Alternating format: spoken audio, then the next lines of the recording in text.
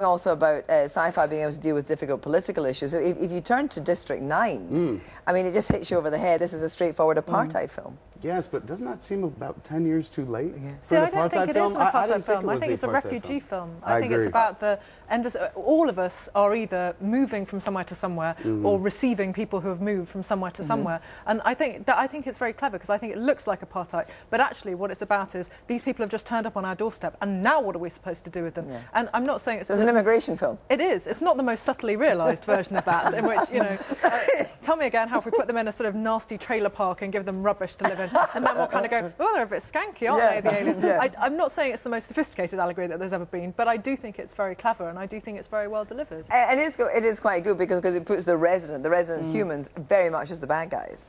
Very much. It's very difficult to be sympathetic to the humans. They have none of the redeeming qualities that you need from humans, or indeed superheroes. You know, you want courage, you want compassion, you want sacrifice. None of these things happen in this movie until the end. It's the aliens who have the courage, the compassion, that's the sacrifice. True. One of the aliens is the noble savage, and you go, yeah, alive. Kevin. I think that just has everything to do with the rise of geek culture as well. Now you're seeing anti-heroes of a different type. The male lead in District 9 film is a wonderful unknown actor who's a complete nebbish. He's an office worker. He's a government clerk. He's like a nerd with a government job. Yeah. And suddenly you watch him be weak-willed and make poor decisions. And you're like, oh my God. And throughout the film, you sit there going, that's probably how I'd react. That's probably how I'd react. Then at the end, when he turns it around and becomes heroic, you're like, yeah, I'd react like that too. But I think that transformation to somehow help someone who is utterly alien to you in the real sense of the word, I think is our true humanity. It's when there is no connection and you still say, I'll save you. But, you know, just in terms of the kind of lineage of all these films, and we will talk about that whole line of these films later, you've got things like the fact that District 9 was made for $30 million by a 29-year-old director. On the first weekend in America, it took $37 million. What is it about this film that has captured America's attention? They put together a heck of a campaign that went for a year in advance where you didn't even know what it was. Yeah. I assumed, on the bus stops and things? It was a video game ad or something, because I'd seen, you know, humans only, no aliens or something like that. And it wasn't until I started seeing trailers where it all started to click together. So they were working well out. And I think that built anticipation. I mean, you look at the spots that you showed here, and it's just exciting to watch and thrilling, and like, oh, that captures my imagination. The spaceship hovering over a city, but it's not blowing up the White House. But I think it would have to be more than that, wouldn't it? It would have to be more than a campaign or special effects or even a good script for it to hit so hard. And I think there is a deep unease now for us about how we're treating people across the world, you know, what kind of human beings we are. You know, that old idea of progress, that we might become perfectible, that we might get better, that we might actually evolve, and we seem to be stuck somewhere. And I think maybe this film is talking about that, you know, just who are we? But before we get into the next decade of Kevin's mystical films, heaven help us, the slew of films are coming out. Eli, 2020, The Road, Tron Legacy, all these dystopian films, people can't get enough of them. No, it's true. I think we have a strange reaction when the world is in turbulent times, where we essentially become slightly infantilized, and we go, don't show me the real world, don't show me don't show me actual American foreign policy, because that's going to be the film Stop Loss, and about 20 people will go and see it. Show me instead a version of American foreign policy where there is a really hot girl who used to model lingerie playing a Cylon, and now I'm paying attention. Hello, Battlestar Galactica. It's so true. I've learned more about American politics abroad watching Battlestar Galactica than reading Guardian UK. Yeah, and plus she is really pretty, and that does count a lot. And she's easy to look at, and she's Canadian. We all love Canadians. Yeah, and Guardian Online doesn't come in a box set. That whole box set culture is a new thing as well, and that's very geek, isn't it? Because people actually want the whole set. Well, they look at Clark's. Yeah, they just want everyone, and they want the special editions and everything else, and you're one of those. Oh, don't toy with me. No, it's true, and this is why filmmakers are going to keep making films, because here's the thing: if you make a really successful romantic film, then do you know what? A teenage girl might go and see it 3 times at the pictures. She just might.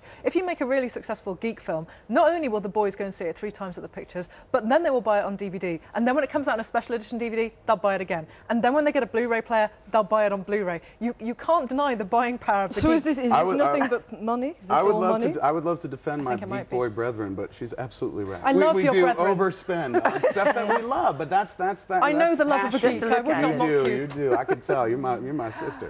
I don't Flash Forward continues on Channel 5, and don't. District 9 Certificate 15 is in cinemas now. Still to come, the new Hitchhiker's Guide to the Galaxy. Planetary catastrophes are no big deal. They happen all the time. First, once upon a time, at the end of the last century, the quickest way to paint a character as a loser was to give him, and it was mainly him, a love of comic fantasy, technology, or sci-fi, make him skinny, spotty, give him a pair of black rim specs. But that was then. Comic book author Mark Millar now has all Hollywood courting him for adaptations of works like Wanted. His latest series, Kick-Ass, follows teenage comic fan Dave, who, without having any special powers at all, tries to pass himself off as a superhero with bloody consequences and, as you'll see shortly, strong language and violent imagery. But Millar thinks for 21st century geeks, the climate has changed. We asked him to tell us why.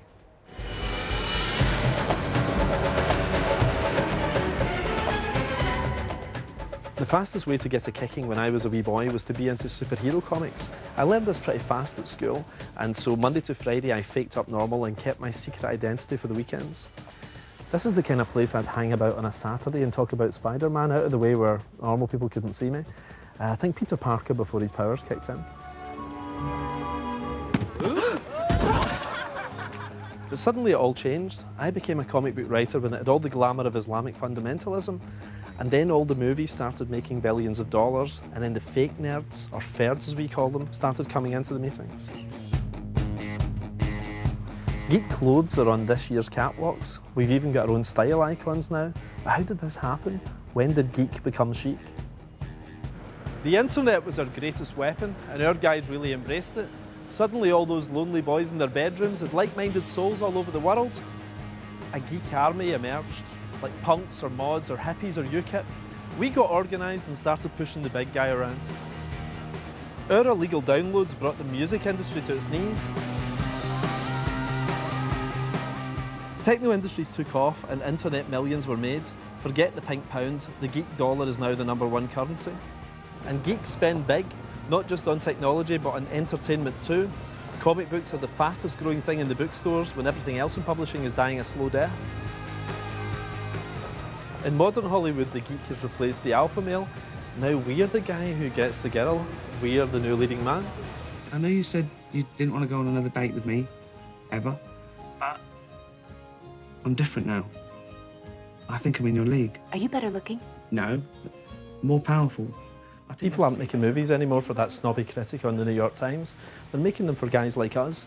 They're making them for the boys in the bedroom who've been into this stuff since they were 10 years old. Yes! Yippee-ki-yay! This is exciting. And this wee geek club of ours is getting bigger all the time. We're even letting girls in now. And it's not just your big Star Trek girls, this is actually normal girls. They're showing up at conventions. It's jumped from 5% up to 30%. It's crazy. But our biggest coup to date is probably Barack Obama, who not only reads Spider-Man and Conan the Barbarian, but he's also the President of the United States. So it seems finally at last, the geeks have inherited the earth. Jeanette, I mean, Mr. Millar may make that argument, but at the end of the day, he may say the geeks